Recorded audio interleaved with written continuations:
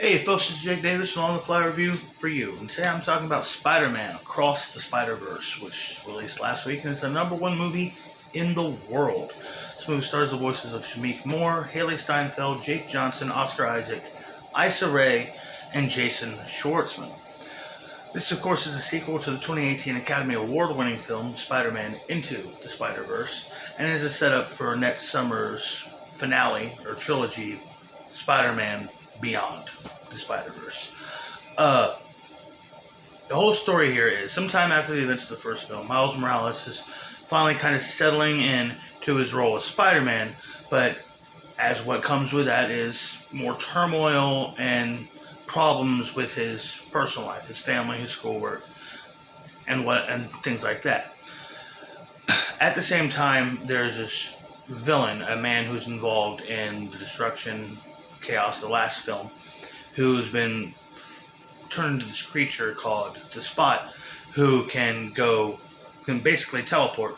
Eventually learns that he can teleport across dimensions, which draws the attention of the Spider Society, which is a big group, what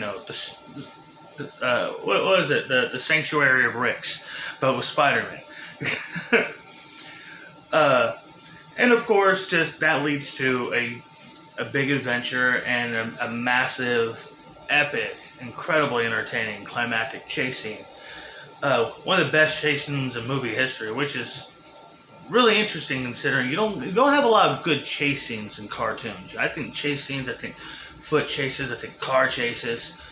One of my favorite movie chases of all time, and it's got to be everyone always says Bullet. I don't like the chase scene of Bullet. Actually, I think it's pretentious, a crashless chase scene. I've always liked the chase scene, and I'm blanking on the name of the fucking movie. Shit. It's a classic. It's a motorcycle chase. The Great Escape. Jesus Christ. Anyhow, I've embarrassed myself now. I gotta go give myself lashes and shit like a fucking psycho monk. Anyhow, Across the Spider-Verse was absolutely phenomenal. It was heartfelt, it was emotional, it was thrilling, it was funny, it was full of surprises and Easter eggs and references. Anyone who knows anything about Spider-Man is going to catch things here. It connects itself, as I expected, to basically all of the Spider-Man and Marvel movie universe. And, it sets up, a part 3 that you're intrigued that you want to see what happens next. And, that's great. I thought it did a great job building on what had been established with characters in the world and the stakes in the previous movie, and taking that to another more, higher stakes and a more spectacular level. I thought was a textbook sequel. This was an excellent sequel. This is how you make a sequel. And I will also gotta say, man, I was a bit put off when I first went to watch it and I saw the runtime.